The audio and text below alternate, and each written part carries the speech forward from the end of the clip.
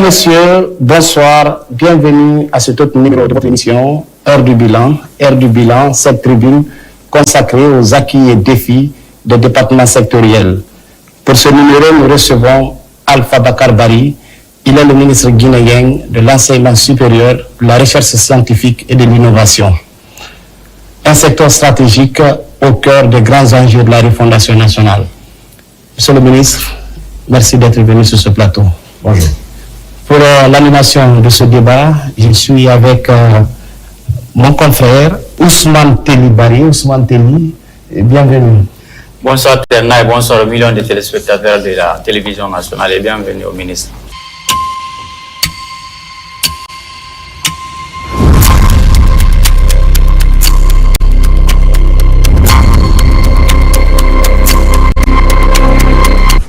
Alors, monsieur le ministre, on commence cette émission par cette première rubrique qui est Action et Impact.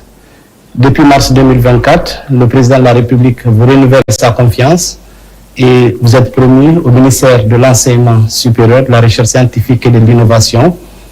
Dites-nous, depuis là, en question simple, qu'est-ce qui a été fait?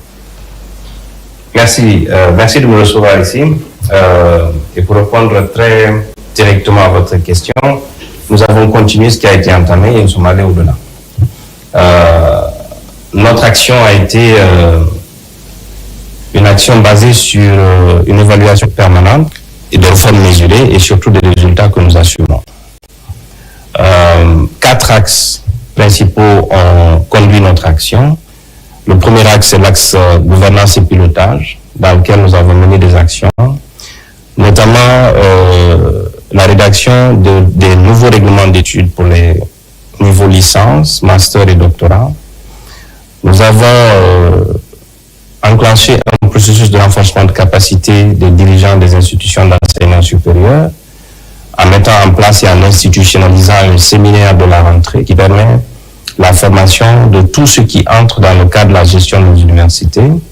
1600 personnes ont bénéficié de cette formation cette année, l'année dernière aussi.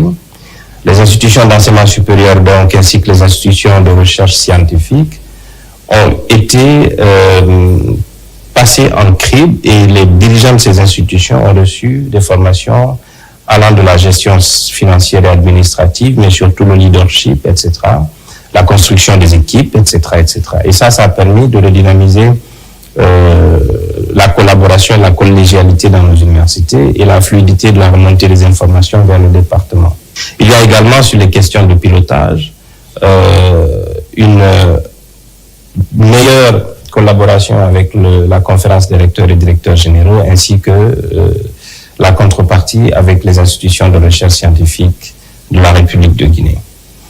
Beaucoup de réformes réglementaires ont été lancées. Nous avons cette année réussi à faire passer la loi d'orientation sur la recherche et l'innovation. Cette loi est une loi majeure qui va permettre à la recherche et à l'innovation de s'exprimer. Elle a en son sein plusieurs mesures qui permettent aux chercheurs, à l'enseignant-chercheur d'avoir un statut particulier.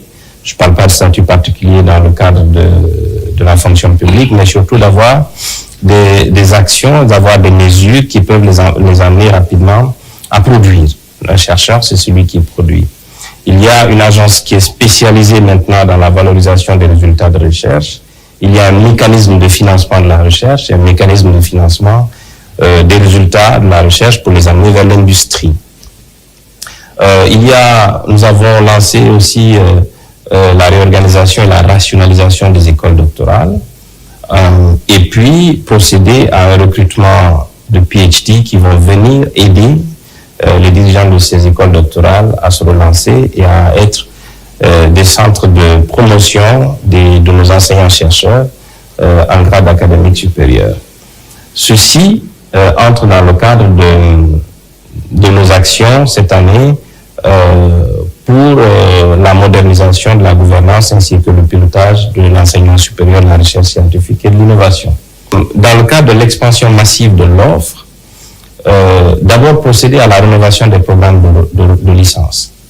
Et nous les avons adaptés à ce qu'il y a de mieux dans le cadre du standard international et surtout avec les desiderata du marché de l'emploi, les connecter à l'emploi.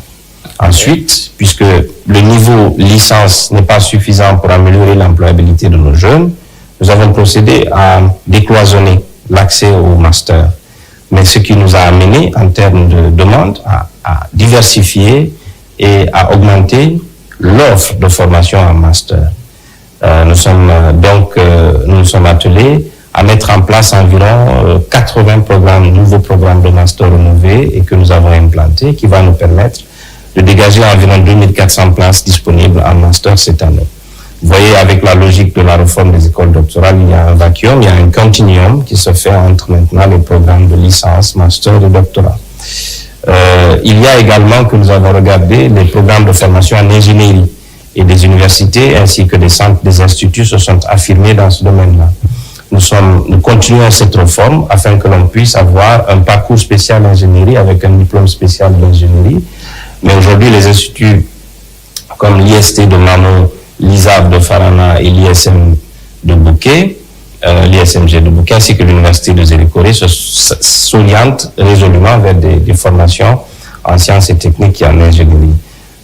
C'est un leadership qu'ils assument et aujourd'hui qu'ils sont en train de développer. Pas plus tard qu'hier, j'ai participé, j'ai assisté à un programme qui est développé par le PNUD de l'Institut supérieur de technologie de Mamou.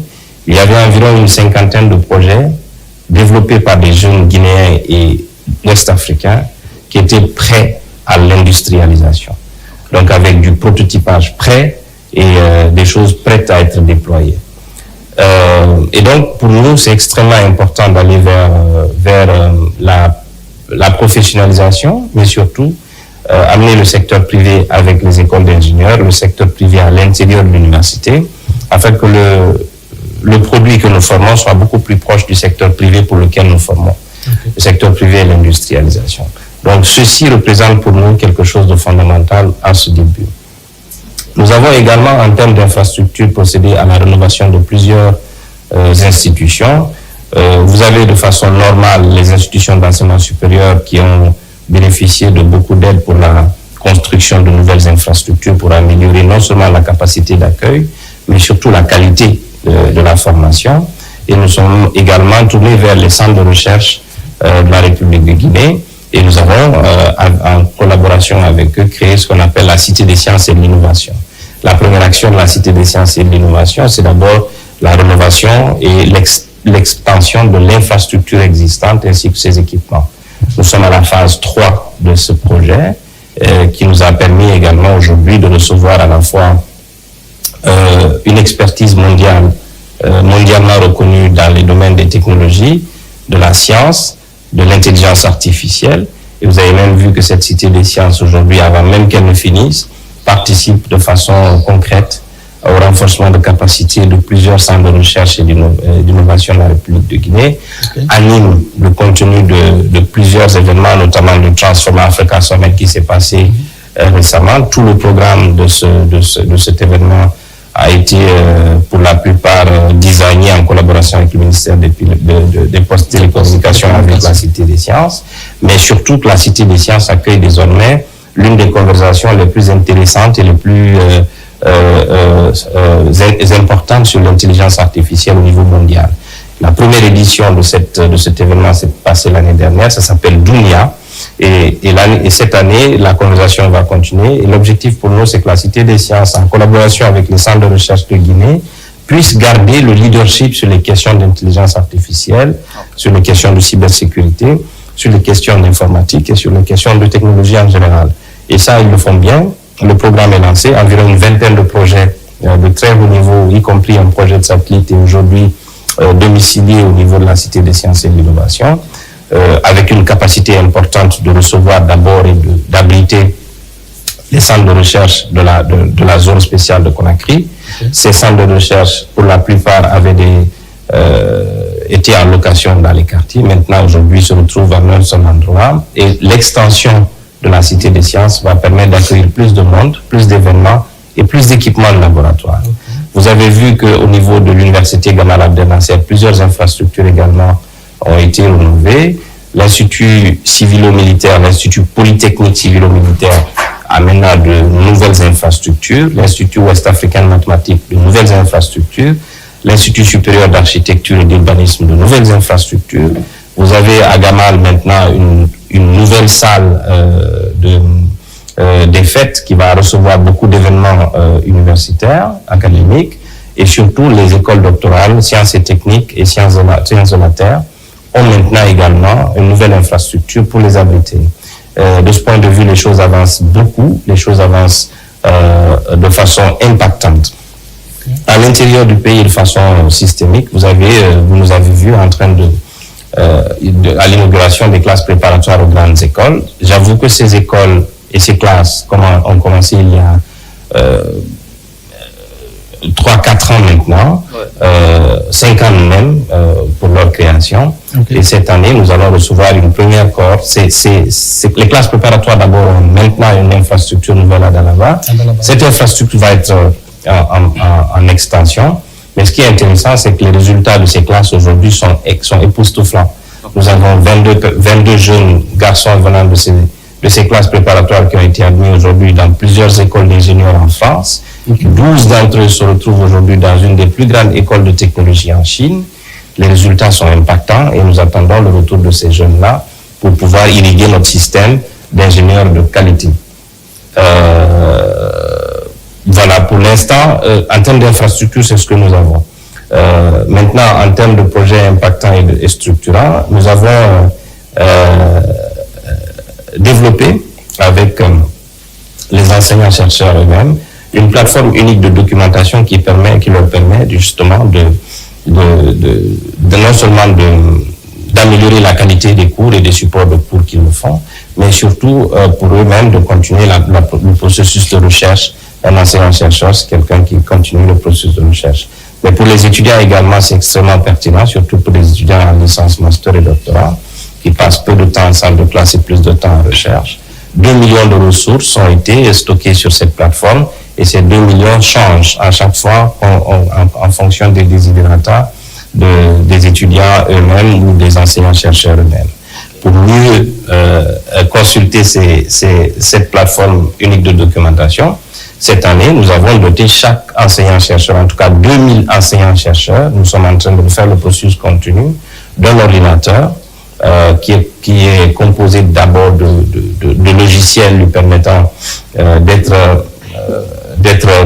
joignable, donc avec le package Microsoft 365, mais surtout d'outils IA qui lui permet d'agrémenter la préparation de ses cours, d'outils anti-plagiat pour être sûr que l'intelligence artificielle ne le trompe pas dans l'évaluation de ses étudiants, mais et surtout, ce qui est important également, d'autres outils qui lui permettent d'accélérer le processus de recherche. Sur les effectifs et sur la qualité, nous avons procédé à l'implémentation du programme 5000 Master, 1000 PhD, mais pour l'accélérer, nous avons jugé utile de recruter pour la première année, nous avons fait 165 PhD que nous avons recrutés et injectés dans nos institutions d'enseignement supérieur. Cette année, nous allons procéder à 300. L'objectif pour nous, c'est d'animer les classes, les programmes de master et de doctorat, et surtout d'accélérer le processus pour ces 1000 PhD et 5000 masters, d'être à la fin de leur cursus et surtout de venir renforcer les effectifs d'enseignants qualifiés pour notre système. Nous avons également environ 7 agrégés d'écoles au niveau des classes préparatoires aux grandes écoles. L'objectif, c'est d'améliorer la qualité, mais surtout d'avoir des centres d'agrégation.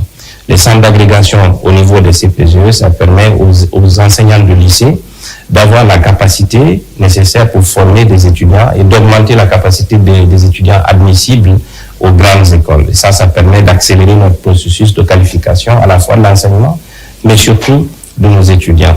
Et il faut aussi, pour être très pérenne et surtout entrer dans un processus d'égalité, nous avons lancé un nouveau programme de formation de 250 femmes PhD.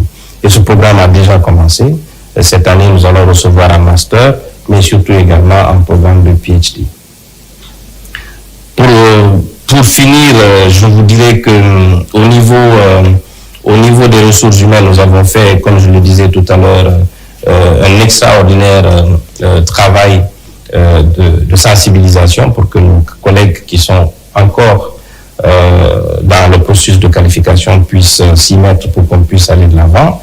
Nous avons, dans le cadre du pilotage du système, mis en place un logiciel, enfin un programme, c'est une plateforme qui prend en compte l'ensemble du processus d'inscription, d'orientation, mais qui embarque également l'enseignant-chercheur et le chercheur lui-même et qui suit son évolution au fil du temps. Les institutions d'enseignement supérieur aujourd'hui sont dotées à partir de la même plateforme de la capacité d'imprimer des diplômes sécurisés à la blockchain, d'imprimer la carte unique de l'étudiant. Sur la carte unique de l'étudiant, vous avez la possibilité aujourd'hui d'activer l'assurance de l'étudiant, d'activer le titre de transport de l'étudiant, mais surtout de payer de façon sécurisée sa bourse sur la même carte. C'est la même carte qui lui permet également d'avoir accès aux autres services universitaires, notamment les bibliothèques, la plateforme unique de documentation, etc., etc. Je parlais au départ d'ouvrir l'université au secteur privé, mais on est allé beaucoup plus loin à ce niveau-là. Au niveau de l'Institut supérieur de technologie, l'Institut a contractualisé avec des éléments du secteur privé pour commencer quelque chose qu'il peut faire en fait. Assembler des ordinateurs, assembler des laptops, plutôt des téléphones ou des tablettes. Ils vont au-delà. Les 2000 ordinateurs que nous offrons à nos enseignants-chercheurs et chercheurs sont assemblés à l'Institut supérieur de technologie de Maman. L'idée, c'est que les écoles d'ingénieurs puissent avoir des plateformes d'industrie et que le secteur privé vienne travailler à l'intérieur des écoles. Cela a 3 avantages. Le premier avantage, c'est qu'ils travaillent dans une enclave universitaire. Ils travaillent à côté de la main-d'œuvre dont ils ont besoin. Le capital humain, c'est le deuxième capital d'une industrie. Et la troisième chose, pour l'école, ça permet aux étudiants d'avoir la main à la pâte et de se familiariser avec une industrie et le secteur privé. Et ça, c'est important. L'IST de Mamou est un exemple, mais l'université de l'Abbé qui travaille sur le photovoltaïque peut être un autre exemple. Nous pouvons arrêter d'importer les plaques solaires et les fabriquer sur place. L'Institut de recherche sur les plantes médicinales a déjà 4 brevets. Ils peuvent développer une industrie de fabrication, même si ce n'est pas de fabrication de médicaments, mais ils peuvent aujourd'hui apporter beaucoup sur les suppléments alimentaires qui permettent de garder une stabilité et une santé fiable. C'est une vision. Ça permet au secteur privé de se familiariser. Ce qu'il nous reste à faire pour être complet dans ce que nous sommes en train de faire, ce qu'il nous reste aujourd'hui à faire, c'est de doter chacune de ces institutions d'enseignement supérieur et les institutions de recherche scientifique d'un conseil d'administration. Ces conseils d'administration vont animer de façon la gouvernance de ces écoles, mais surtout les ouvrir à l'extérieur et les mettre en relation avec le secteur privé. Nous avons, dans le cadre justement de l'orientation de notre enseignement vers les sciences et techniques, mis en place et créé l'Institut ouest-africain de mathématiques. Ça permet de former des étudiants au niveau master et doctorat et ça permet d'irriguer le système de professionnels d'enseignement des mathématiques et plus tard des sciences et techniques afin que l'on puisse spécialiser certaines de nos écoles d'ingénieurs et être à la page. Aujourd'hui, les enseignements des mathématiques sont très demandés et permettent à des nations tout entières de se développer et développer leur capital humain. Okay. Vous suivez votre émission Heure du bilan qui reçoit pour vous aujourd'hui Monsieur le ministre de l'Enseignement supérieur, de la Recherche scientifique et de l'Innovation, Alpha Bakar Barry. Nous entamons donc la deuxième rubrique de cette émission qui est Parlons bilan, le débat, et un débat qui sera co-animé par mon frère Téli Barry. Téli, une question pour Monsieur le ministre. Justement, Monsieur le ministre, vous avez parlé de beaucoup de réformes, notamment dans la gouvernance, dans les infrastructures, dans la formation. Aujourd'hui, au-delà de ces chiffres, est-ce qu'on peut avoir l'impact réel que ces réformes ont eu sur les étudiants et sur les enseignants dans leur quotidien, concrètement? Bon, je peux vous dire les impacts qu'il y a eu à l'intérieur de l'université. Okay. Je prends un exemple sur le recrutement de 165 enseignants-chercheurs titulaires de PhD guinéens et étrangers. Ça a amélioré fondamentalement la qualité de la formation. Ça a permis de passer d'un enseignement sur 2 jours à l'université sur un enseignement sur 5 jours. Ça permet d'accélérer et d'intensifier la formation. Nous avons réinstitué tout ce qui est travaux pratiques et travaux dirigés dans nos universités. Et surtout, aujourd'hui, nous travaillons à ce que les étudiants, à la fin de leur parcours, puissent avoir des aptitudes qui leur permettent d'avoir un emploi. Et ça, nous avons un mécanisme national dans ces universités qui le fait. Ce sont les pôles vie qui forment les étudiants à des compétences transverses qui leur permettent d'avoir accès à l'emploi. Mais le marché de l'emploi, c'est une condition économique. Et cette condition économique, nous travaillons, nous, pour avoir des étudiants capables d'occuper les postes qui sont libérés par notre croissance, etc., etc. Aujourd'hui, je peux vous dire qu'en ouvrant, en décloisonnant la licence pour accéder au master et en diversifiant les formations de master, je précise que nous avons 80 formations de master, programmes de formation de master cette année qui sont implantés. Nous avons 2400 places qui vont être libérées. Et ces 2400 places seront ouvertes aux étudiants et ça leur permet d'améliorer leur employabilité et d'être capables aujourd'hui d'améliorer les formations des affinés et de les orienter vers le marché de l'emploi. Nous pensons, nous, déjà, que nous faisons quelque chose d'impactant. La plateforme Parcoursup peut vous produire des données fiables sur le nombre d'étudiants sortants, leur profil, leurs compétences et ce à quoi ils peuvent être utiles.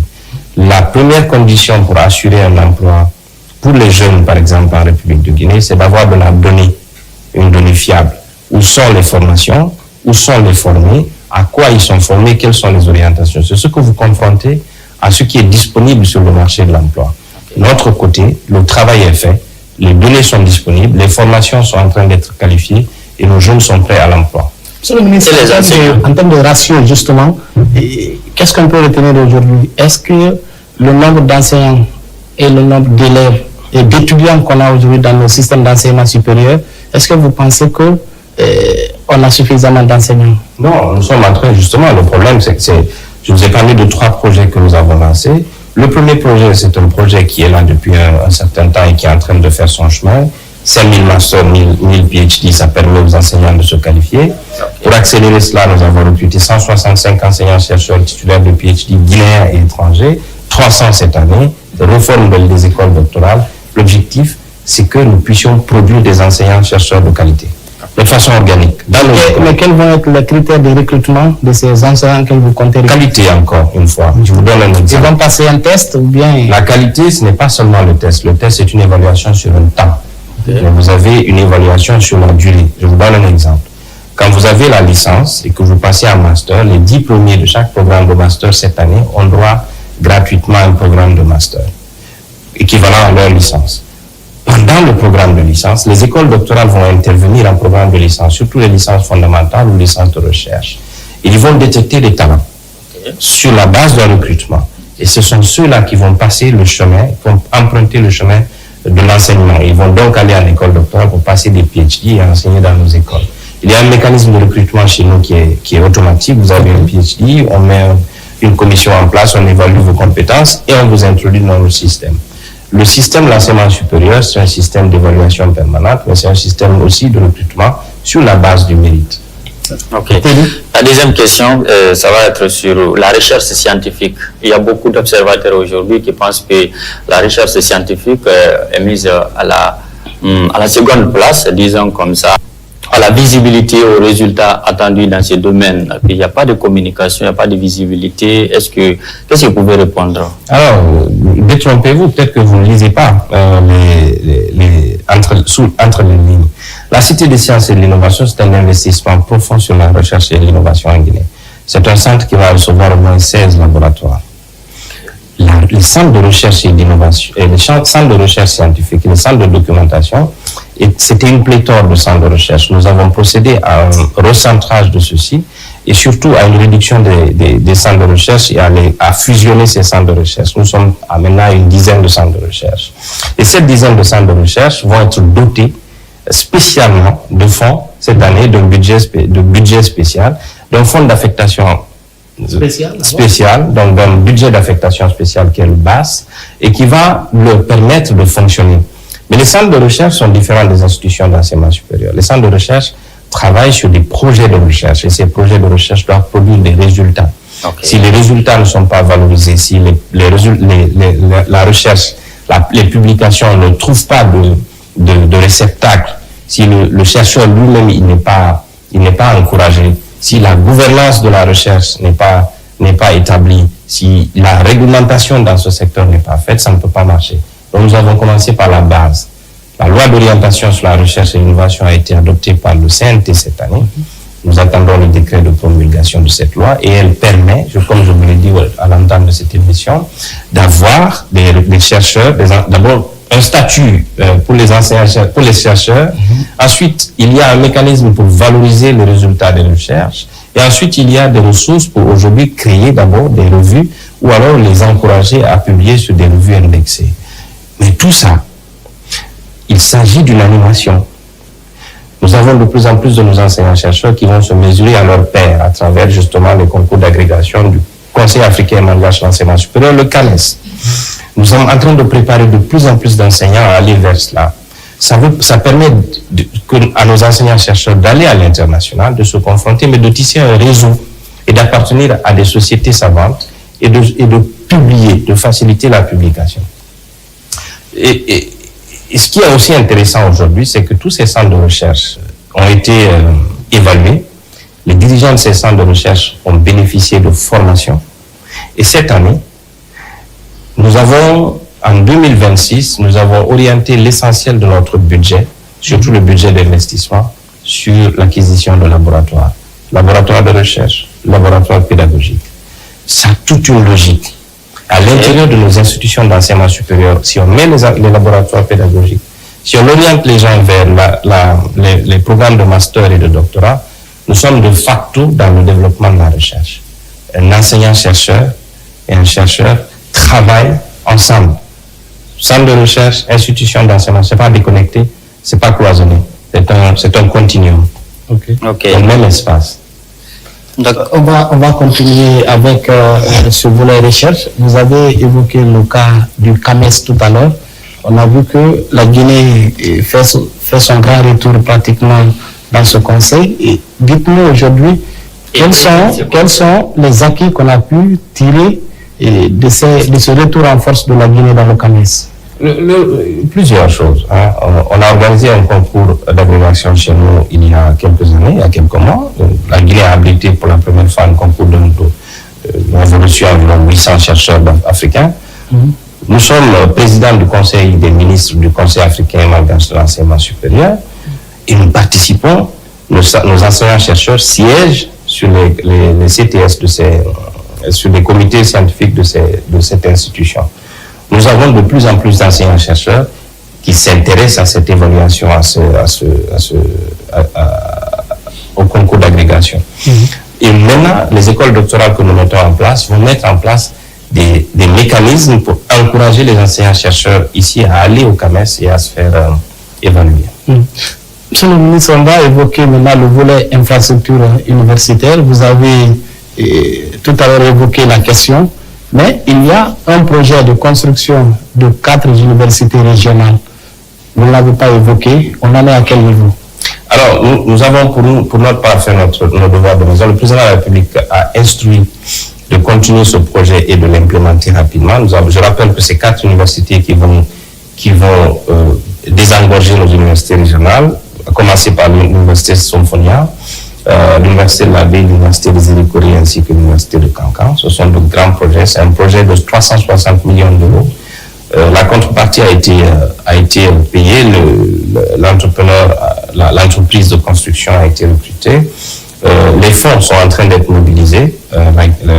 Nous sommes en train de travailler activement avec le ministère du Plan ainsi que le ministère de l'Économie et des Finances pour trouver le meilleur moyen, le moyen le plus efficace de financer ces projets. La phase d'exécution de ces projets sur la première phase, la phase préparatoire est très avancée.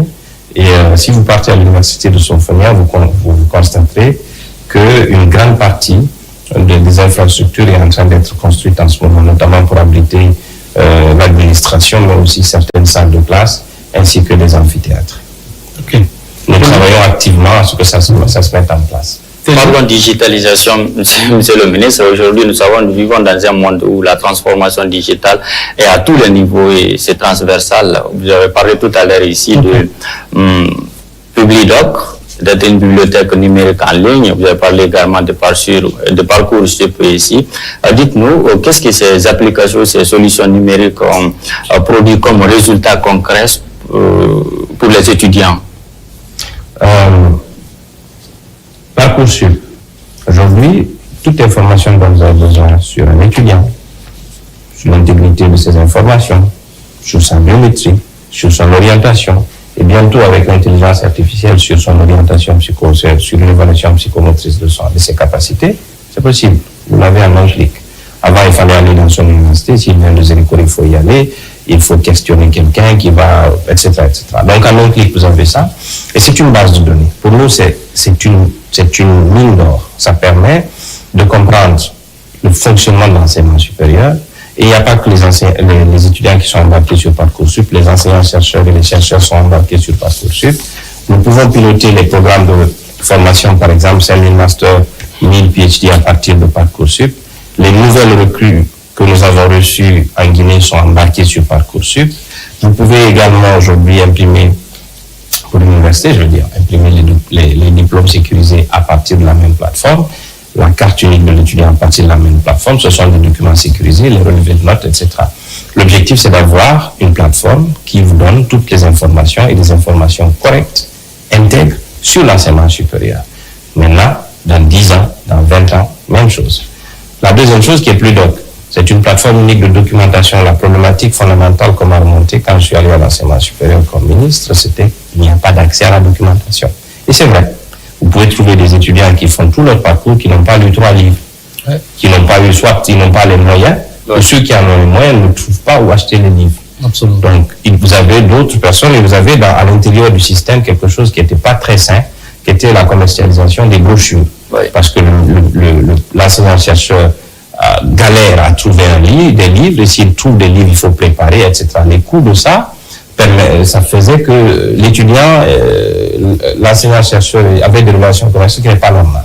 Ce que nous avons fait, c'est de remonter toutes les demandes des enseignants-chercheurs, tout ce dont ils ont besoin en termes de documentation, et de procéder à une acquisition en général.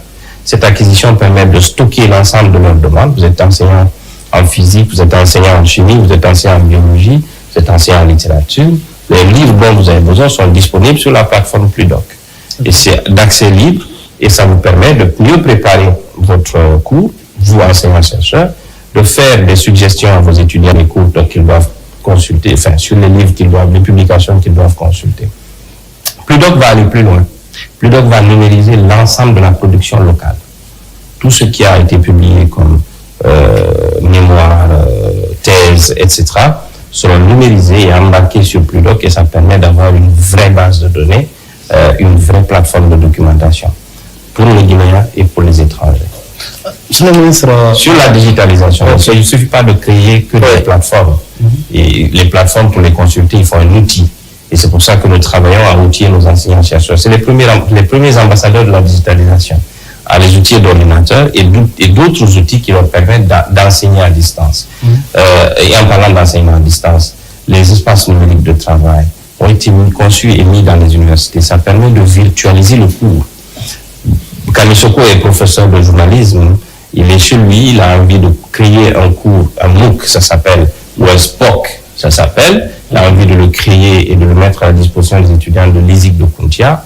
Il a les outils, donc il a un ordinateur, il a les applications à l'intérieur. Cet ordinateur est équipé d'une caméra. Il peut créer son cours, le mettre à la disposition de l'espace numérique de travail. L'étudiant a accès au cours, mais surtout, ce qui est intéressant, il y a des interactions étudiants, enseignants-chercheurs, en temps réel, après le cours ou avant le cours à travers des messages. Ça permet d'avoir un espace permanent d'apprentissage. Il est numérique, il se parle, et aujourd'hui, la plupart de nos gens, de nos jeunes gens, surtout les étudiants, même s'ils n'ont pas d'ordinateur et de laptop, de tablette, ils ont des téléphones et des smartphones. L'Afrique, c'est le plus grand taux de pénétration de ces outils digitaux. Et ils ont accès à Internet puisqu'ils ont un minimum d'accès à Facebook. Donc il faut juste sacrifier Facebook pour aller sur l'ENT. Ces ENT sont disponibles et opérationnels. À l'université des Zénicourt, je les ai lancés il y a un an, mais dans beaucoup d'autres universités, ces ENT sont disponibles. Le processus d'adaptation et de changement est en cours et ça permet de numériser l'ensemble du système. Gouvernance, accès à la documentation et production de cours. Monsieur le ministre, vous avez dit que les diplômes aujourd'hui sont sécurisés, c'est un fait, mais est-ce que vous pensez que ce qui se passe au niveau du système d'enseignement supérieur public, c'est la même chose aujourd'hui dans le privé?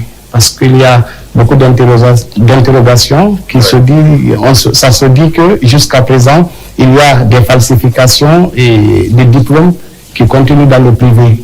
Est-ce que la façon dont le mécanisme qui est mis en place dans le public ne peut pas s'appliquer aussi dans le privé? Il peut absolument se faire. Il peut absolument se faire et nous avons travaillé à impliquer le privé dans nos réformes.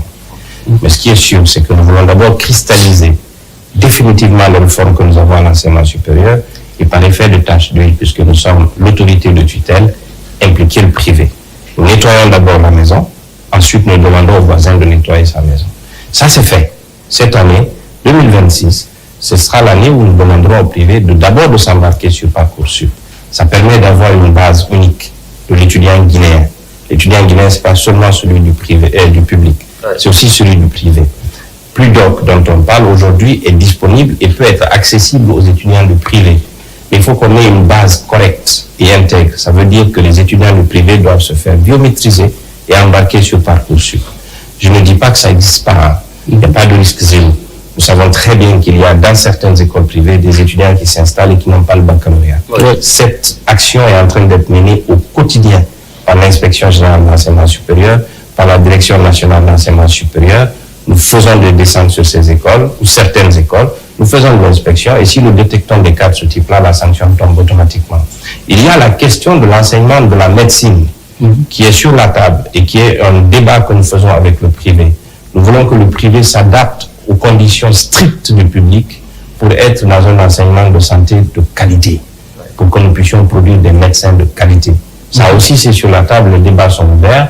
Je pense qu'à la fin de cette année, nous trouverons l'épilogue à ce débat également et surtout la décision finale pour que les gens puissent s'aligner aux conditions d'enseignement. En termes de qualité de l'enseignement et de curricula de formation, et quel est le dispositif en place aujourd'hui pour pouvoir faire une évaluation dans le public et le privé? Nous avons un instrument qui est un instrument aujourd'hui qui est à la fois performant en Guinée, mais qui est cité en exemple en Afrique de l'Ouest et en Afrique de toute façon. C'est l'ANAC, l'Agence nationale de qualité. Et le représentant, le directeur exécutif ici est présent. Participe à l'évaluation. D'ailleurs, on va publier bientôt le ranking des universités. Okay. Mais ce qui est important et ce qui est intéressant, c'est que la réforme des programmes, l'évaluation des programmes, l'implémentation des programmes est faite par des Guinéens qui savent le faire, qui savent très très bien le faire. Et ils le font, ils l'ont bien fait avec environ 80 programmes de licence qui ont été rénovés et implémentés cette année, 80 programmes de master ont été rénovés avec des Guinéens. Et la réforme des écoles doctorales se fait avec des Guinéens. La ressource, elle est là. Elle n'est pas... nous avons un nombre limité, par exemple, de professeurs, de professeurs dans nos universités. Okay. Nous avons un nombre limité de PhD guinéens. Nous voulons avoir une augmentation de ce nombre-là, afin que l'on puisse justement garantir à que notre système se régénère lui-même. Une dernière question avant la dernière rubrique. D'accord, une dernière question, c'est la valorisation des bourses pour les étudiants. Nous, la revalorisation. La revalorisation alors, des bourses pour les étudiants. Nous, quand on étudiait, c'était 95 000 le mois. Et première année, deuxième année, on ajoute 5 000 francs, 100 000, ainsi de suite. Mais aujourd'hui, les étudiants, c'est des mini-fonctionnaires, disons comme ça. Est-ce que vous avez évalué pour savoir si cette mesure a eu un impact positif ici sur la vie des étudiants, surtout à l'intérieur du pays, parce que c'était très compliqué. C'est vrai que nous sommes l'un des rares pays. L'extension de la bourse. C'est vrai que nous sommes l'un des rares pays à le faire, mais le président l'a décidé pour des raisons simples. L'étudiant qui va dans une école publique vient très souvent d'une famille modeste. Et l'école, dans la vision du président, l'école est une ascension sociale. C'est par l'école que l'on peut être excellent et accéder à des postes de responsabilité. L'investissement dans l'étudiant, c'est quelque chose de fondamental. Cette bourse permet aujourd'hui, j'étais récemment à l'Abbé pour participer à un événement, la pose de première pierre de la route Mamoun-Labé. J'ai rencontré des étudiants de première année, certains qui Zéro Corée, Conakry, Kenya, Mamou, etc., et qui viennent à l'ABE, ils n'ont pas de parents. Cette bourse est importante pour qu'ils puissent avoir un petit logement. Cette bourse est importante à la fin du mois pour qu'ils puissent manger quelque chose. Cette bourse est importante certaines fois pour pouvoir justement avoir accès à Internet, consulter Pludoc, etc.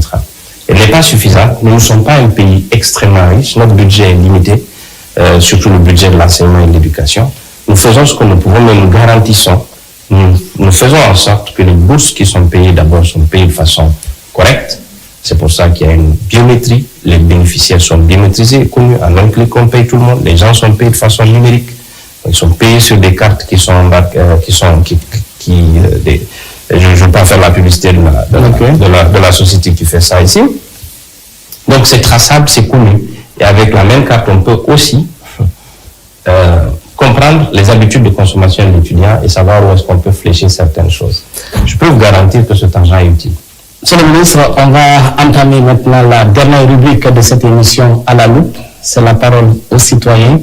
On a, à travers les plateformes mises en place, des citoyens qui ont voulu poser des questions sur certains aspects qui concernent votre département. Donc, nous allons prendre le tout pour nous.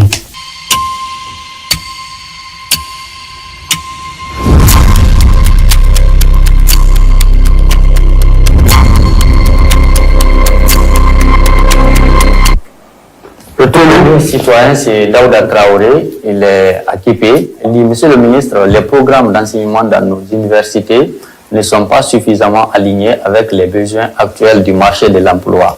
Quelle action concrète avez-vous engagée pour harmoniser les programmes avec les compétences recherchées dans les entreprises? J'ai été ministre de l'Emploi avant d'être ministre de l'Enseignement supérieur. Et la première chose qu'il faut dire, c'est que la structure des besoins d'emploi ne favorise pas l'enseignement supérieur. Les formations professionnelles et techniques ce sont ces formations-là qui ont plus d'opportunités d'accéder à des emplois tout de suite. Ensuite, vous avez les formations de l'enseignement supérieur qui sont des formations affinées. Et à ce niveau-là, ce que nous avons dit, c'est que former des étudiants pour les arrêter en licence ne favorise pas leur insertion socio-professionnelle. C'est ce qui a favorisé le développement très rapide des programmes de master. Et les programmes de master aujourd'hui, comme je l'ai dit, libèrent 2400 places qui permettent aux étudiants d'affiner leur formation, de se spécialiser et surtout d'avoir accès à des emplois qui sont aujourd'hui disponibles dans le secteur bancaire, dans le secteur de la santé, dans d'autres secteurs d'ingénierie, etc., etc. Nous y travaillons. Pour qu'il y ait une adéquation entre l'offre de formation et l'emploi, il faut un dispositif de dialogue permanent avec le secteur privé. Je le dis, je le répète, c'est le secteur privé qui emploie, c'est pas l'État. Okay. L'État emploie de façon très moyenne. Et pour nous, il est important que les conseils d'administration des universités soient composés essentiellement du secteur privé. C'est eux qui forment, c'est eux qui ont besoin de la formation. Ce dialogue permanent doit se faire. Et il se fait entre l'université et la corporation correspondante. La deuxième chose, c'est que pour avoir accès de nos jours à un emploi, il faut avoir des compétences qui sont au-delà des compétences techniques initiales. Si vous êtes médecin, le simple fait d'être médecin ne vous garantit pas un emploi. Il y a d'autres compétences dont vous avez besoin pour être compétitif. Il faut que vous soyez formé à l'entrepreneuriat.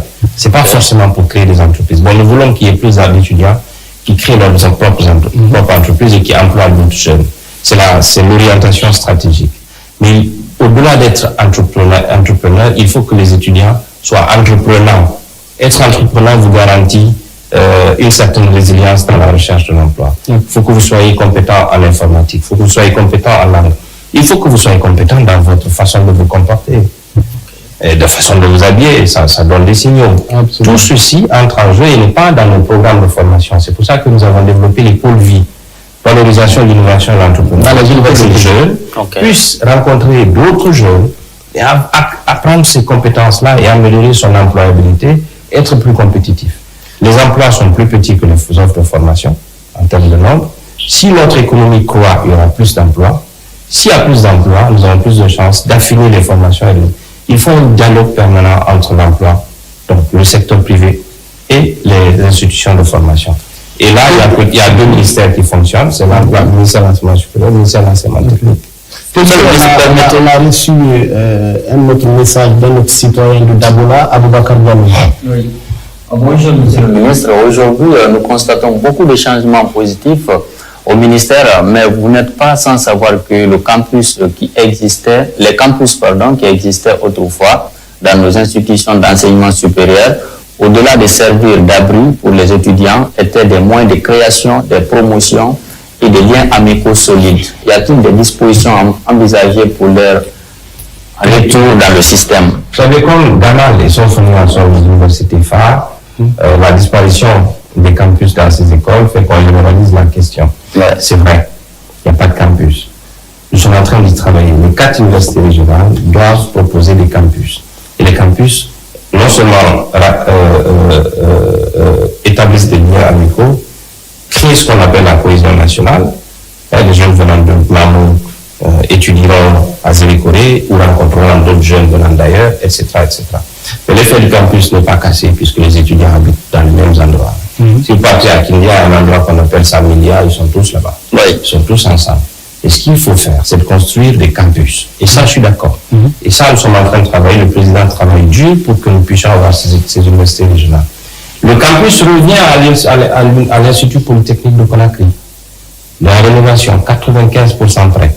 Okay. Il va recevoir la première cohorte de l'Institut Polytechnique civilo-militaire cette année. Okay. Le campus existe à Farana. Le campus va revenir à Zélikoré quand l'université de Zélikoré sera construite. Le campus est en train d'être construit à l'université de Nabé. Là aussi, 65% des travaux sont finis, il va revenir. Donc nous y travaillons petit à petit. Nous n'avons plus que 4 ans pour faire tout ce travail. Okay. Et le travail continue. Un autre citoyen de Koya qui a une question pour M. le ministre. Vous avez lancé plusieurs réformes pour moderniser l'enseignement supérieur. Pouvez-vous nous dire de manière mesurable lesquelles ont réellement amélioré l'employabilité des diplômés et quels défis persistent encore? Orienter les étudiants vers les sciences et techniques, reformer les écoles d'ingénieurs, la révision des programmes de licence, l'accès au programme de master, sont des programmes qui vont avoir de l'impact sur la qualité. Consulter le secteur privé, c'est ce qui a été fait dans le processus pour savoir de quoi ils ont besoin afin de construire des cours, des programmes de formation qui répondent à leurs déshydratats. Mais ce qui est important aujourd'hui à dire, c'est que ces étudiants sortent plus sûrs d'eux, mieux outillés. Et quand ils vont avoir accès au programme de licence, ils auront encore plus de chances d'avoir accès à des formations, plutôt à des emplois. Les défis restent. Les défis sont permanents. Notre structure démographique fait que nous allons avoir plus de jeunes qui vont taper aux portes de l'université. Ouais. La structure de notre enseignement fait que plus de jeunes viendront à l'université.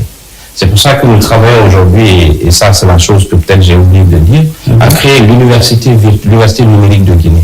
Ça va virtualiser les formations et permettre à ceux qui n'ont pas physiquement de place dans nos institutions d'avoir des formations. Le GRIC, c'est futuriste. 30% des diplômés et des diplômes délivrés aujourd'hui à l'enseignement supérieur en Guinée ou ailleurs sont délivrés en ligne.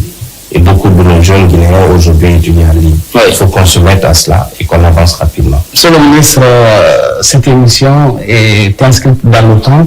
Malheureusement, nous sommes à la fin et à 1 minute. Est-ce que vous avez quelque chose à ajouter?